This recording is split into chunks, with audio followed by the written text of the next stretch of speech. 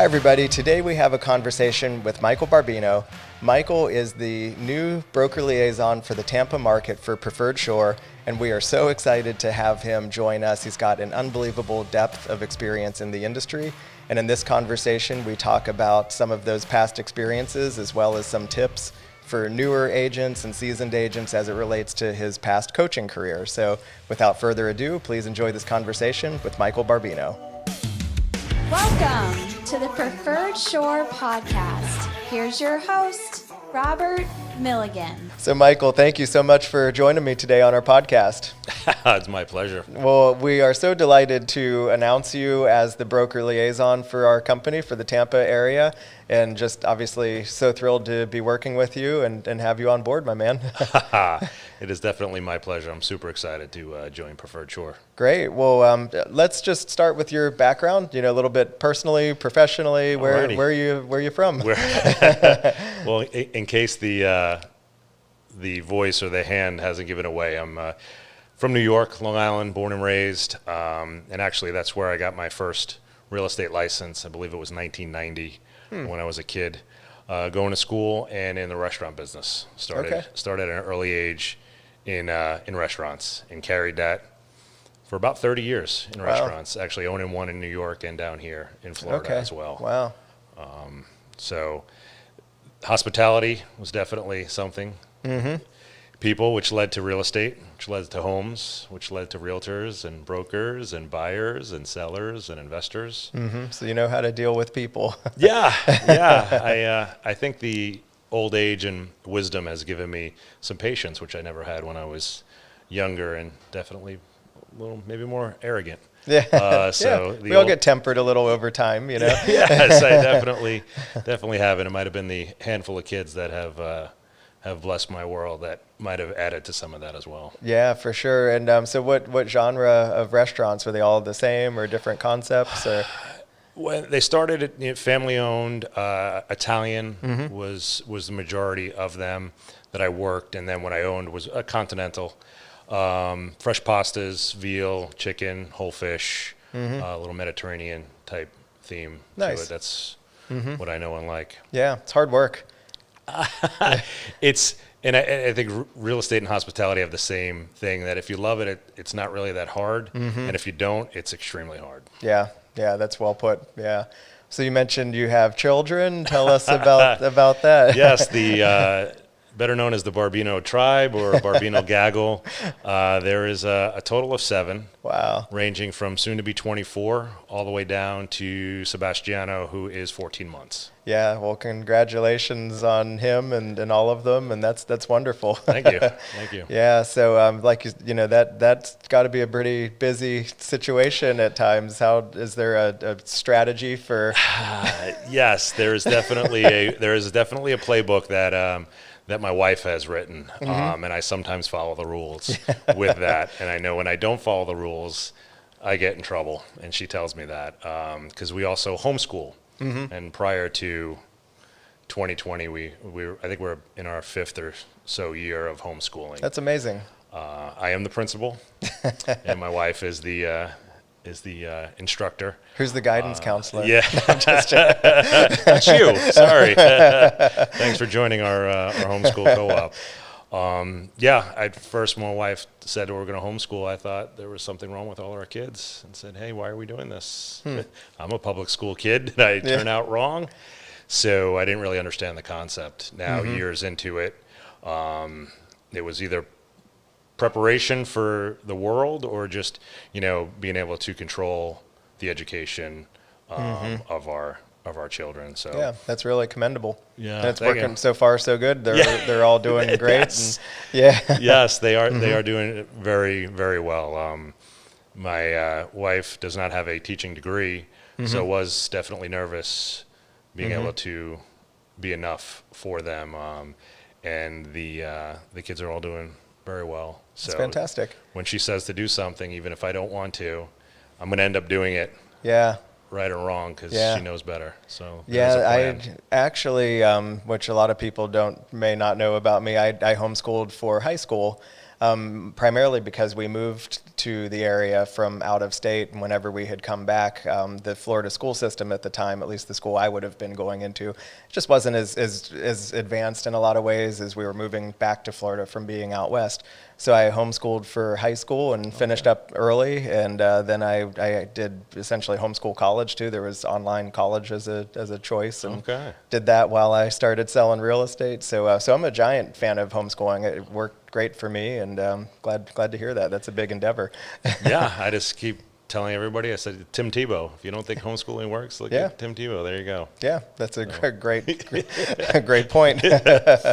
Yeah. So tell us more about your background in real estate. You said you got started in the early '90s in New York. Yeah, early '90s in New York. MLS kind of in a book, open houses, ads in a newspaper if they print those things anymore.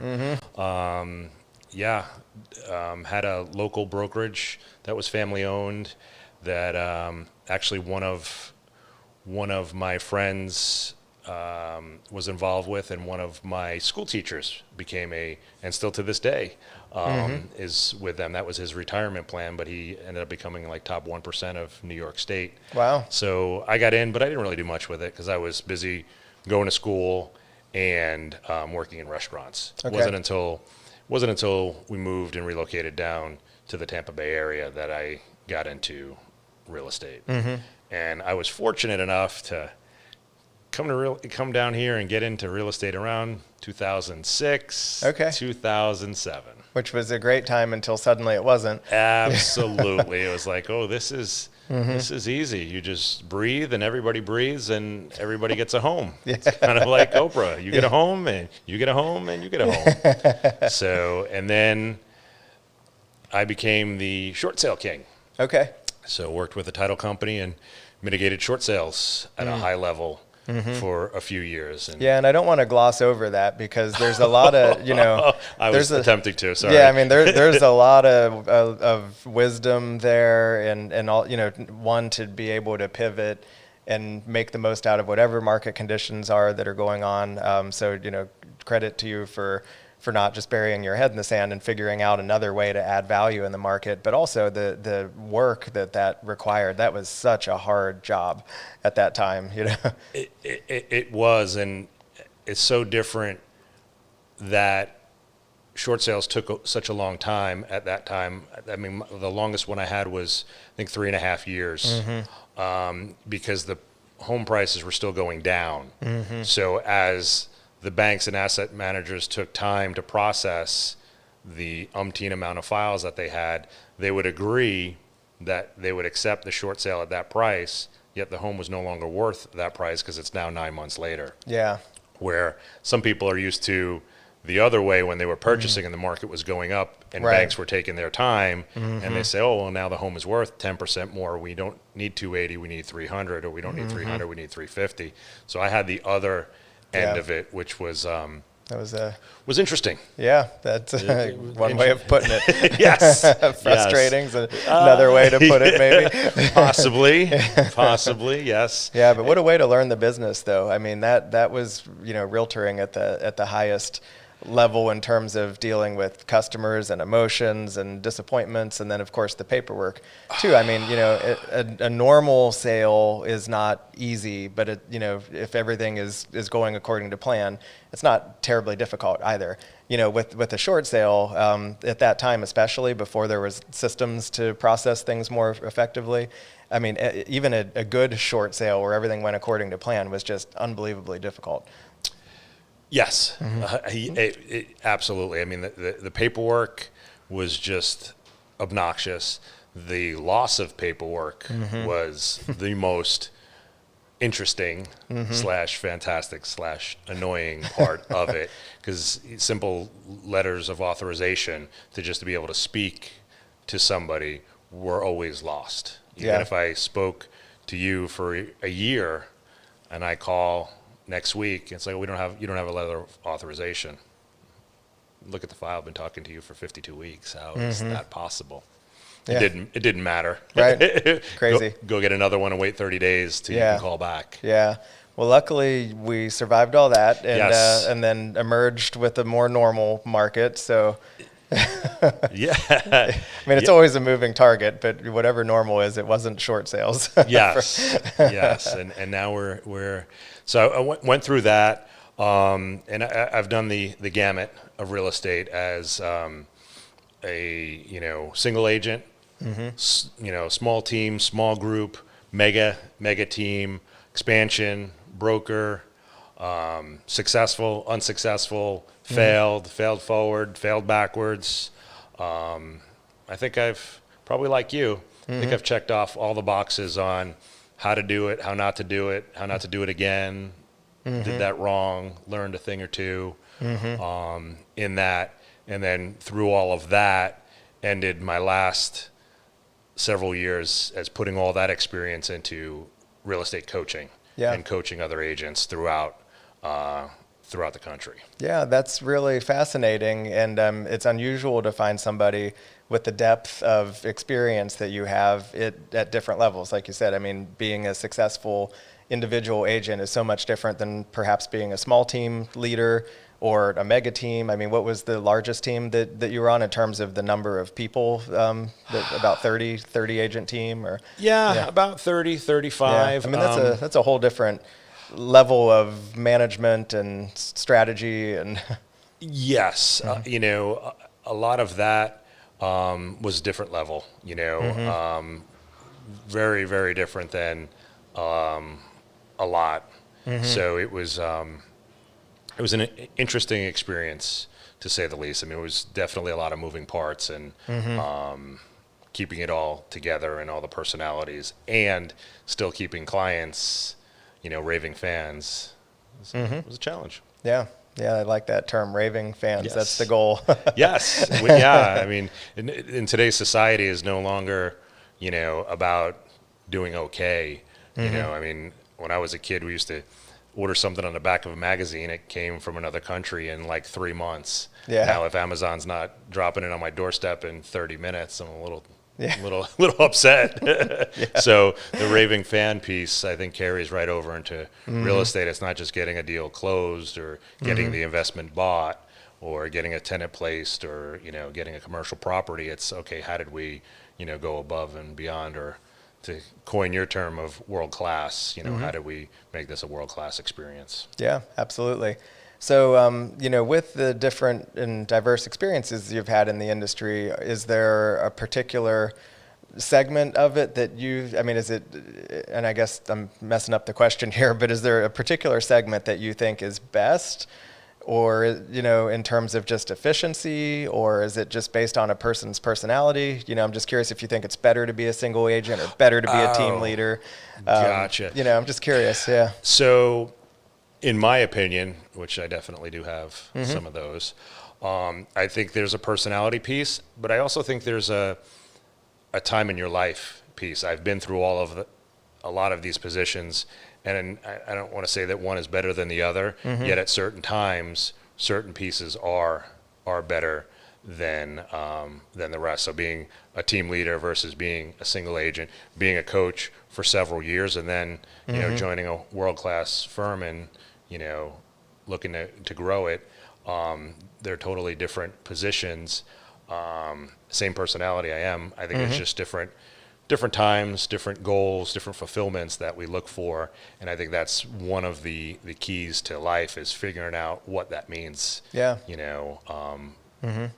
It's a better answer than I would have expected. Oh, excellent. I get brownie points for that one. Yes, I appreciate that. Very, very well said, and very true that, we're all set, we're just always at different times and positions in our life where different things are, sometimes more appealing than others. And I was just curious because I know that, and the reason I asked is that there is a bit of a pendulum swinging in the industry right now towards teams. Teams have become kind of popular, kind of trendy. There's definitely some pros to that. There is also cons, but just curious. and my opinion on it, because I went to a mega team to steal all their ideas, learn how they did it. And then, years later, there's Barbino, he's still there. Yeah. not anything that I really thought going into it. So I think that's where my experience says, okay, hey, why? So to generalize a team is good or bad, just like a brokerage is good or bad, I don't agree with that. Right. Because there's teams that aren't run the right way, or they're not really teams, or people join them with the wrong expectation Right. as to what it is and why. Through the last several years of diving deep with coaching, I've definitely picked up some things that I probably, with my high D personality, might have just barreled over and not really paid attention. And now that I've slowed and listened more, I've started to realize a lot of that. And realizing that in the beginning just helps both parties, whether it's a team leader or the agent or the brokerage. To be in real estate or be out of real estate is really getting the why. Normally, real estate we didn't draw the picture in third grade that says I want to be a realtor, unless it's one of your kids. Right. It's we've done something else and we get in as a second career. And I don't think we have all the information until we're already fingerprinted, licensed, and joining the board, going, oh, I don't know if I want to do this yet. I just spent all this time and money, so I probably should at least give it my famous T word, give it a try. And that's just not that's not the way to, not even success, just not the way of being happy. Yeah, no, that's very, very good point. And so, as it relates to your coaching, I'm really interested to learn more about this, because that's a whole different discipline. I'm sure it can be very fulfilling when people are being productive and really growing as a result of the coaching. I'm sure it could also be frustrating whenever you're trying to drag somebody across the finish line. But I mean, with all the experience you've had helping realtors, I know we'll have a good segment of the audience, listening or watching this conversation, that would just be curious from your vantage point, having been exposed to so many realtors, what are some attributes of agents who don't succeed versus agents that do succeed? And we could maybe just dive into that a little bit. Sure. In my opinion, consistency is definitely the biggest thing. This business is shiny penny syndrome, where we're going to go from here to here, and we give everything just a hot second. I've had plenty of clients that door knock. I have plenty of clients that do open houses. We're sitting here in the studio with a ton of technology, yet those things don't really have a lot of technology in them, other than the fact of being consistent. Are we going to door knock 50 doors today and another 50 doors in 5 years? Or are we going to knock 10 doors every day for the next 5 years? So I think is not having a goal, but having a commitment. And not in the outcome, but in the activity. So what are we going to commit to, whether it's an atomic habit or it's a 12-week year activity? What are we going to do? And we're a 90-day business, as they say. So are we going to get to 90 days and then turn around and say, oh, this is, if we're a farmer, we're going to throw some seeds. We can't go tomorrow and say, hey, there was some beautiful Florida sun and we got a little bit of water on it. Where's my crop? We have to give it the time. So the biggest thing is sticking to something and giving it that at least 3 to 6 months, no matter what it is. And the other piece, I think, is a schedule. Yeah. Okay. Is having an ideal weekly schedule, but realizing that there are blocks. And now that I have a gazillion kids, it's the Legos. This might be the Lego block that we thought we were going to do a showing, or we were going to do a listing appointment, or we were going to do this, yet something happened. Do we have another space and are we going to move that block there? And if we're not committed to the activity, that block goes away.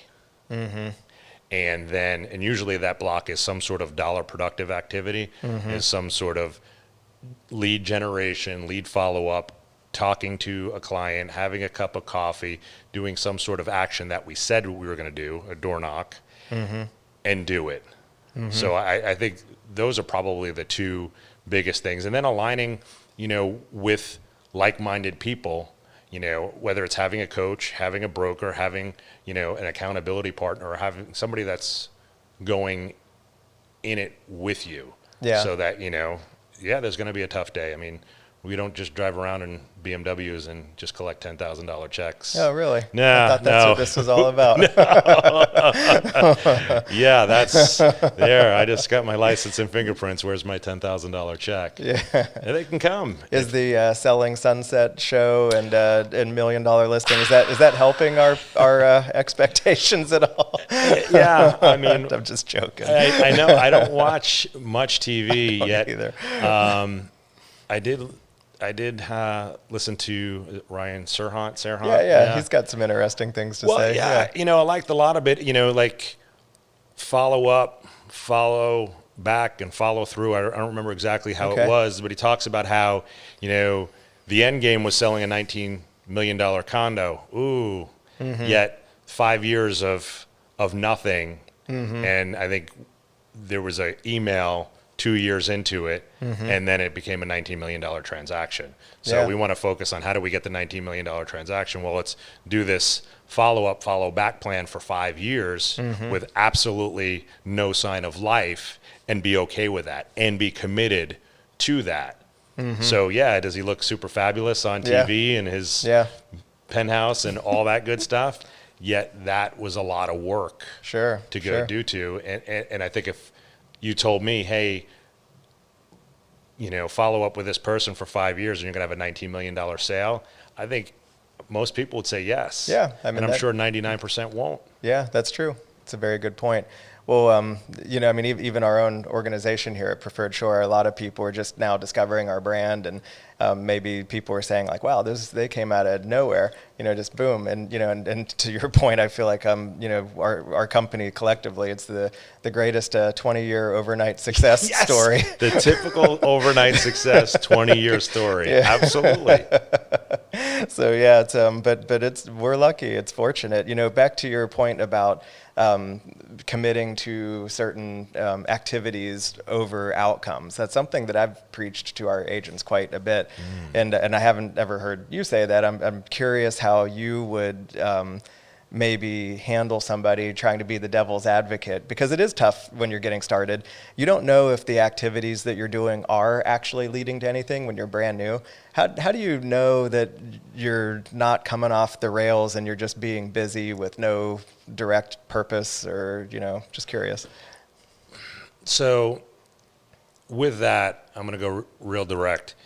Activities work. Like I said, door knocking still works. Absolutely. Open houses huge fan of door knocking. Still work. All these things still work. So even if we don't know what we're doing, we just got our license and we just door knock. I don't know what I'm doing yet. I could sell your house.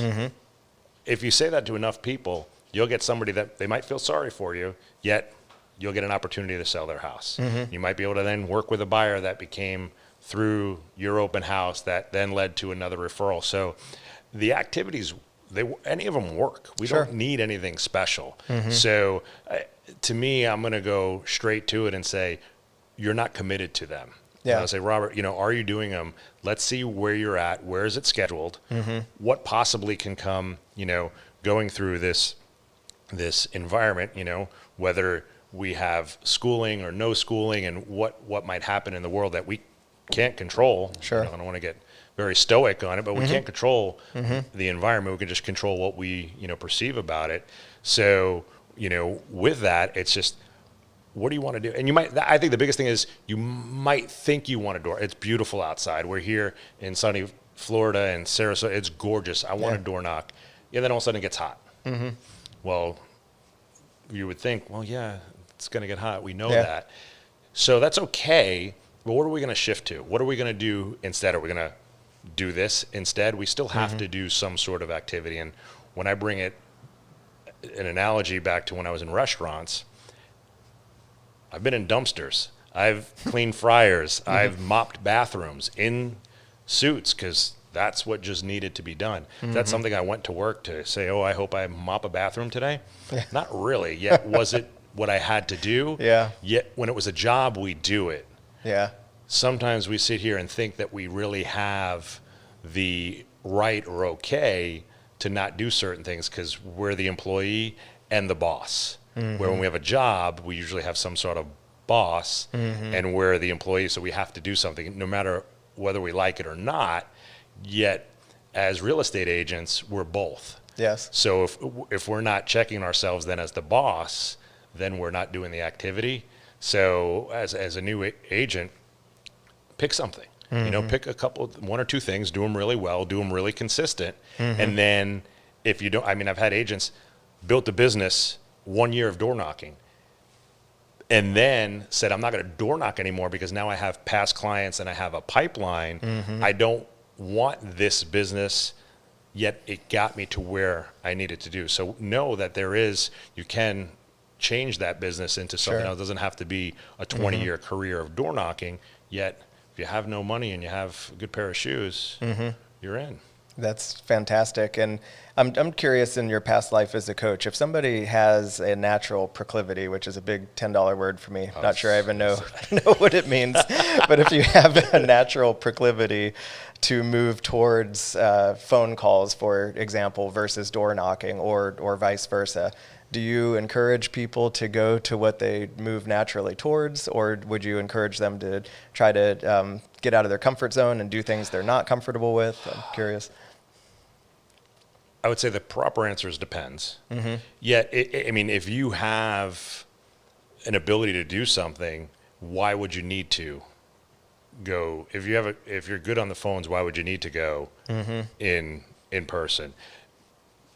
Are you getting tired? I'm tired of it. I could walk around with a cup of coffee and a headset on. Obviously, you can hear I like to talk. So, and if my wife is listening, she'll agree that I don't have an issue with that. And the efficiency and proficiency of doing that, I want to do more of that. That's me.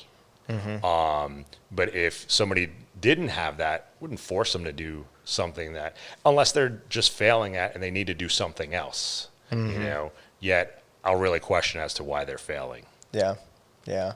So, and I'm just fascinated, not only myself, but I think a lot of our audience will enjoy, some of this wisdom from your past life as a coach. And that's why I'm kind of lingering here a little bit, but then we'll talk more about the future and, what we're going to do here going forward. But staying with the coaching topic for a little bit, I'm curious how you would coach a newer agent versus a seasoned agent, because I'm sure there's a different approach to that, perhaps, or maybe not.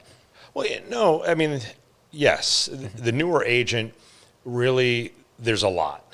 We're in a time with social media and this and noise coming from that shiny penny. There's everything everywhere. And the funny thing is, it probably all works, but you can't do it all.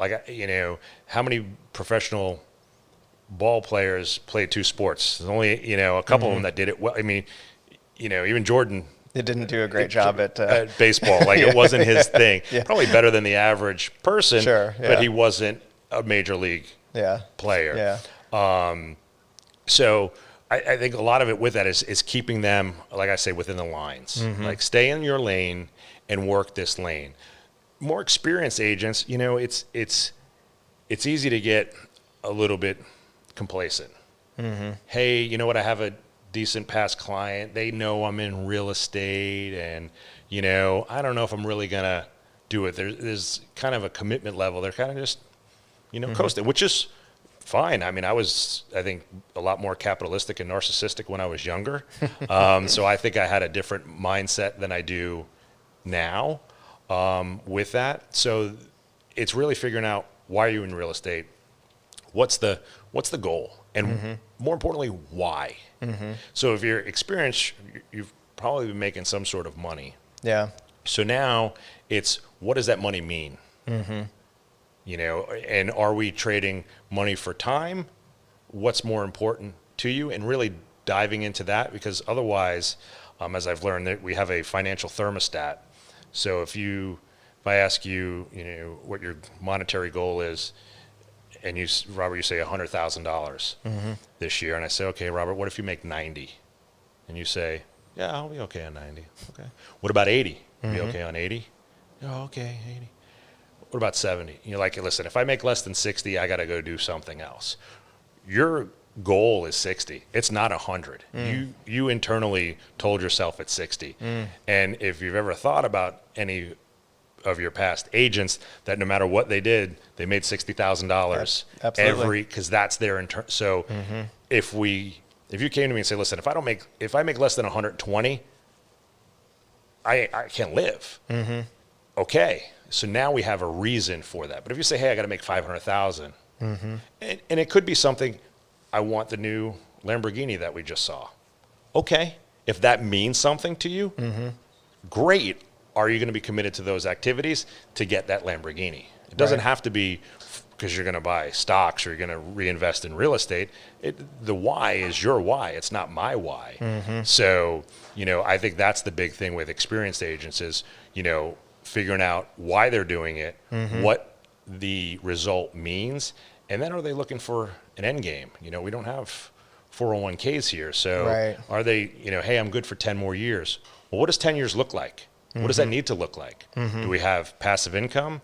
Do we have, something that we're buying and holding? What are we doing? We have a book of business that we're going to pass on to another agent. So I think they're different questions, yet the newer agent can't really answer them because they don't know. They just need to kind of get into it and feel comfortable. Older agent, you just kind of got to go, why are you doing it? Yeah, so I'm curious if anything comes to mind. If you recognize that somebody's minimum standard isn't high enough, are there any tools or mental tricks that come to mind to raise their minimum standard? If you put them on the spot and they're saying 100 and it's 60, how do you get them to actually be at 100? They have to believe it. Yeah. They have to. There's nothing, the old school, and I was part of it. Robert, 100, that's not enough. Let's go 150. And, we're chest bumping and we're booyahing and back in the day. Like it's we're getting all this, but if you don't really believe it, that's just all noise. So, a lot of people would say, if you want a sugar coat, don't talk to Michael Barbino because he's all salt. Because I've learned to cut through a lot of that and go, it's okay. There's nothing wrong with making 600 or making 60. Yeah, just say what it is. What it is, and are you committed to it, and why? When I was younger, I just wanted to be a millionaire. Why? It sounded cool. I was like, I remember my parents' friends, like, oh, he's a millionaire. I'm like, he's a millionaire? Yeah. It's like, wow, that's amazing. Yeah. Like, that gives you my age. A millionaire, I think. With enough inflation, we'll all be millionaires here before, too. Or with our GameStop stock. So, I think that is really digging down to that, is getting somebody to realize that 100 isn't really true and they're really okay with 60. And if they're not, then saying, hey, you're in the $60,000 lane, but you need 100. It's not much more to get in the other. It's not 5 hours every day. Right. It's a tiny tweak usually. Yeah. It's 1% better. We're in January. How many people have already stopped going to the gym? Yeah. I mean, I haven't even started yet. There you go. But the people, when I was going to lose weight, I would eat kale all week. Eat kale for a day, and it's give me a cheeseburger or a slice of pizza. Like, I can't deal with this. Instead of, hey, let me cut out one thing. Let me walk around the block. No, let's go run a marathon. We do this super big thing, and then we quit because we're not setting ourselves up for success yet. If we were to make one more phone call, one more door knock, one more connection more often, we would be better people, better society. If money's your thing, you'd have more money.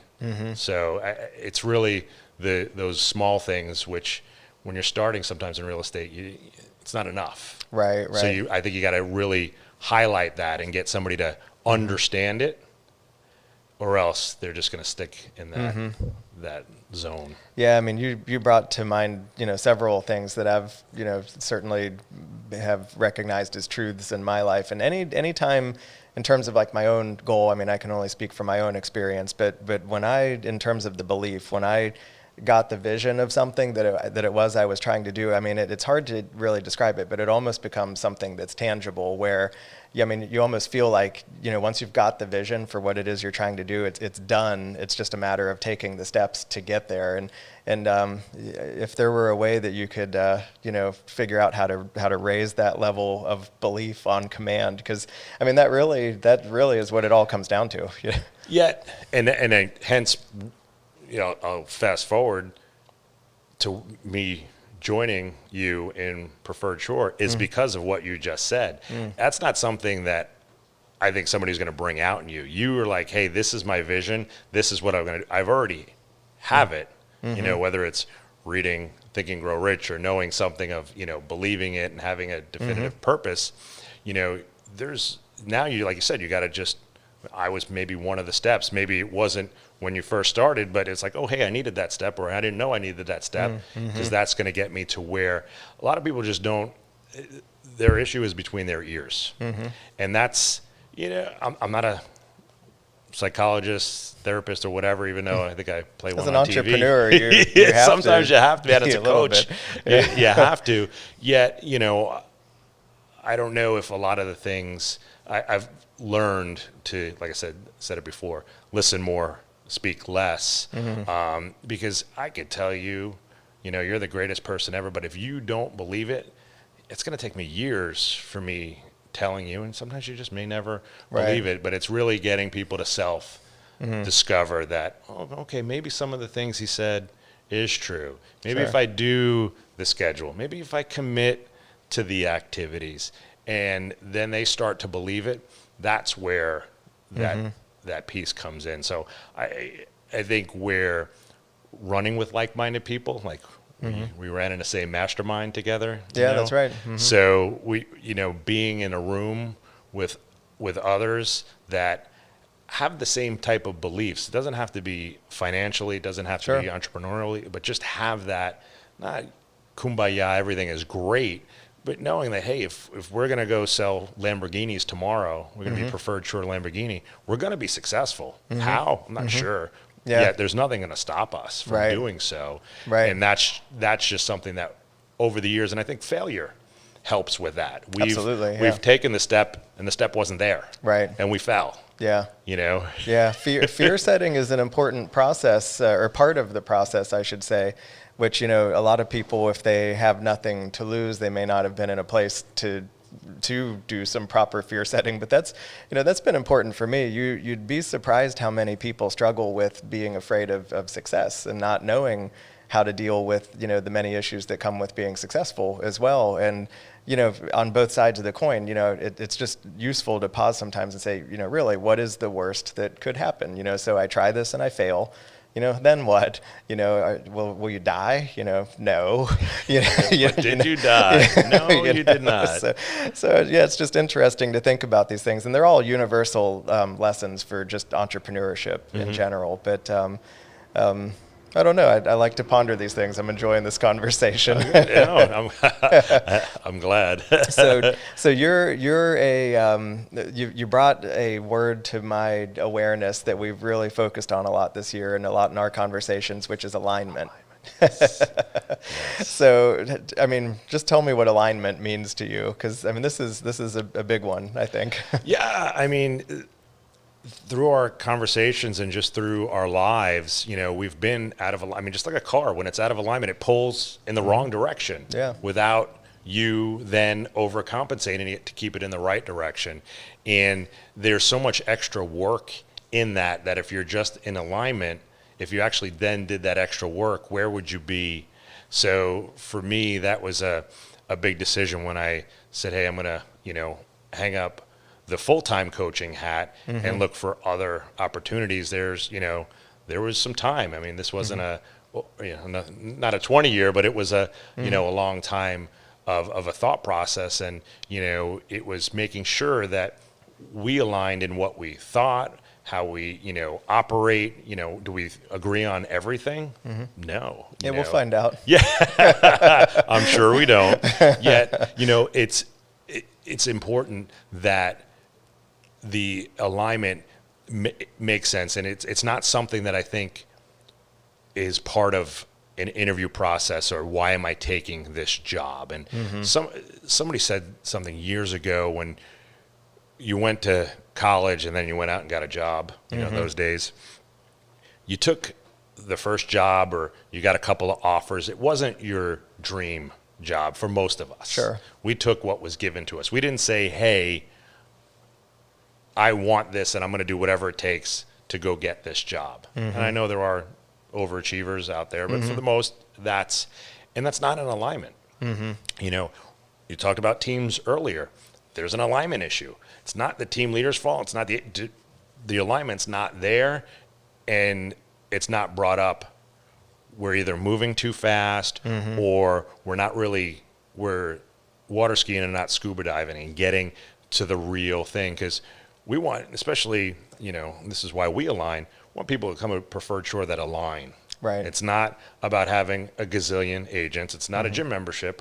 You know, it's aligning with what the beliefs are here, what the culture is here. It's one of the things that definitely feeds with alignment, is the culture. Yeah. You know, I'm a big fan. If I'm the greatest agent, yet I'm the biggest airhead, or you know, whatever, and I'm not going to be good to this brokerage, to any brokerage, right? Because right. I'm toxic. I don't fit in.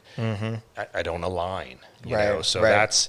that is where that just, like, I think comes around full circle for all of. I mean, I've been in restaurants that failed, that have lost money. I've been in deals that didn't work. I've went on listing appointments that, you know, I stepped on my tongue and it was the worst appointment and didn't get the listing. I took a listing and couldn't sell it. Like, I've done all of these things and failed and failed and failed. Yet if I was in alignment, it's just part of life. You know, it's not about doing everything, 100% right. So I could go, obviously, forever on alignment. Well, I mean, no, but it's a great thing to be aware of, and culturally speaking. And I think that's what's special about it, as you mentioned, that we're not a gym membership, and that, you know, we've spoken a lot. I mean, I'm a family man, as you are, and you know, we want to succeed at a high level. However, that's not the primary objective of life. I mean, you know, it's fantastic when we are succeeding, but there's other qualities and values in life that are important as well. And you know, it comes down to the alignment issue. Well, and again, what is success? You know, we unfortunately, especially in real estate, it's sales, it's volume, it's commissions. You know, like, yet.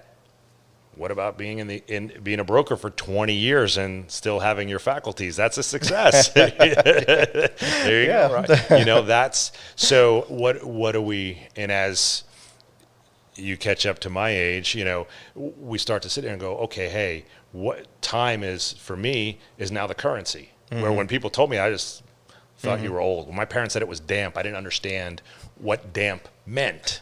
Now I'm afraid I don't even know if I want to know. I don't know. Well, it was damp out. I'm like, what is damp? Like, is that a thing? Is that, like, I don't understand. Now, you know, I understand. So I think that's, people say, oh, you know, you can't pause time, you can't, you know, replace time, and that's goes into my calendaring thing. We don't have time management. There's no pause, no fast forward. There's no. It's choice. We say yes to one thing, we say no to something else. We say yes to business, we say no to our family. We say yes to that phone call, we say no to something else that we're doing. Right. We say yes to, you know, siesta key, and we say no to, you know, doing showings. Whatever that is, it's a choice. And that's my piece of getting old. Well, yeah, but those experiences, I mean, that's what the adversities really, more than anything, are what shapes the person that you become. And it's always, you know, if it's thought of as like a metamorphosis, it's always a change for the better, you know, through those adversities 90% of the time, at least if looked at it through the right, you know, through the right framing. I mean, you can, I guess, choose to, you know, use your adversities to empower you or not. I know there's obviously some tragic exceptions that, you know, don't apply to this whatsoever.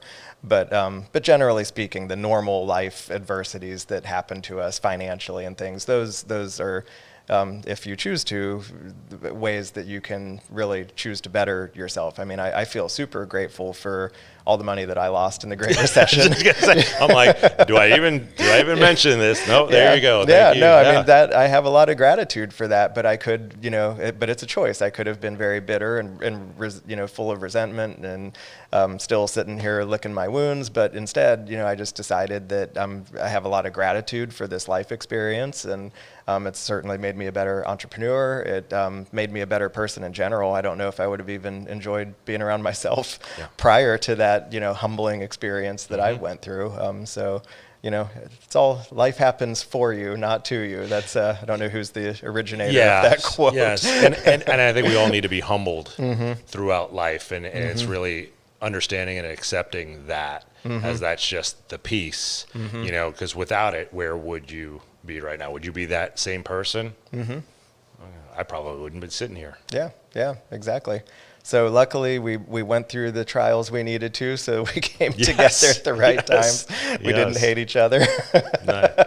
So no, this is fantastic. And of course now, you've shifted gears entirely. You're a coach no longer. And I mean, maybe just share what you're inspired by, what maybe, what opportunity that it was that you saw with Preferred Shore. Just curious to hear in your own words. Yeah, I mean, and, as you can attest to, I've actually, I think, shared the opportunity of Preferred Shore to people I knew when there was never any of this, even in the beginning stages. Sure. I think that's where the alignment, comes in. We ran in same circles and masterminds, and we've always had great discussions, and we aligned without even knowing. So that got me excited to know that, hey, we're steering the ship in the same direction for the most part. We're not tugging or rowing the wrong way. Yeah. So that was exciting. Then to really dig in deep to see, hey, what is the mission, vision and values of Preferred Shore? Like where, and I've learned, even more about you in business and personally with that, which just added to that piece. And actually the first couple times when we talked about this, it was like, oh, doesn't seem like we're in alignment. Seems like we're kind of not there. And then we've had some more conversations, and then you actually said, hey, you know what? This might work. What if we do something like what we're doing here? And the fact of, being able to be in Tampa and grow this brand with, a great concept and a great culture. Sorry listeners, you might hear alignment and culture a lot, yet take it for what it's worth. It's definitely something to understand. Yeah. Because financially, you can join any. I mean, there's brokerages are coming through the ground every day. So money wise, and then some of them are stock based, so you can make money and stuff. So there's financial pieces everywhere. Yet when I'm looking for a different type of finance, which is time, which is culture, which is doing good business with good people, and having the opportunity to expand this into, Tampa and outside of, Tampa into other markets that we're going to go to in the future, and feel good about it. That was always my thing is, can I put my head on the pillow and say, win or lose, did I do the right thing? And, I am a spiritual person, so, there's definitely a reason in my mind on how we're aligning together and how that works as well. So the fact that I'll be able to bring into a new market, be able to help buyers, sellers, investors, and then bring on other agents and, have these discussions that we're talking about, because not everybody has this opportunity to meet with agents and get them on their financial thermostat, make them at least kind of understand what that means, right? And have them go through it. Because then once they get that, that's where the tire hits the pavement and we start to get movement. So that's exciting to me, to where you can be back in the real estate game, but then also be back in a leadership position and just, it might not be coaching, but just, mentoring and just having these conversations where, oh, you failed? Yeah. you think, oh, it's Barbino calling. Let me answer the phone. I always want to hear them when I, cut my teeth on FSBOs and expireds. No, there were a lot of pound sands and why you calling me's and I hate yous and all that other stuff. But, and I get it. Like when you talked about, would somebody go to the phone? If you're not that person or you don't like that, don't put yourself through that. To me, it never bothered me. So, but the fact of being able to, grow the company because you're doing good things. You have the right, in my mind, the right culture and the right goals that, there's some, obviously we have to pay our bills along the way, yet, maybe we don't need the Lamborghinis just yet. But I don't ever need a Lamborghini. Only because we saw one earlier today. Yeah, if anybody has one, I think it's great, but it's just not my thing. No, I'll take a F-150 and call it a day. But the fact of being able to, really get energized and, feed off of what is already here with people that are ready to, do good business, both in real estate and just with people, because this is a people business for ones that are working with us and then the people that we're working with. Right. Well, we do offer something that's very unique, and you're right. There's a ton of brokerage choices. There's new ones popping up all the time.